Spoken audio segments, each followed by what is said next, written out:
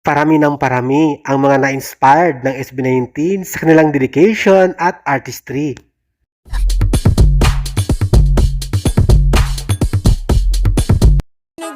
Hello 18! Welcome back to my channel. May nakita akong post ng isang certified fan o talagang 18 na 18 for SB19. Very supportive sa ating mahalima.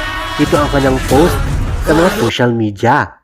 Lola Palosa, Filipino talent continuing to break barriers, such a proud moment showing that it truly belongs on the global stage. Ayan, Filipino flag. Nakaka-proud talaga, hindi lang to win for SB19 but also for OPM and Filipino artists in general. Mas nakilala na ang talent ng mga Pinoy sa global stage.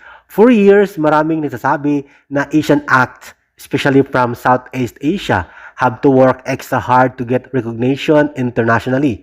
SB19 performing their shows that Filipino talent can stand alongside global artists.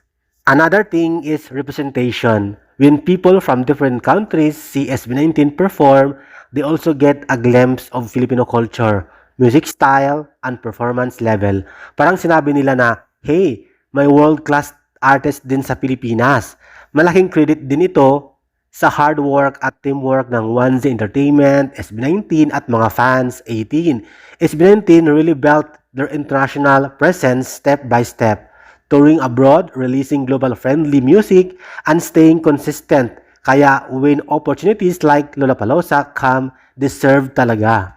Hindi lang yan achievement ng SB19, moment din to for Philippine music. It helps open doors to more Filipino artists to be invited to big international festivals in the future.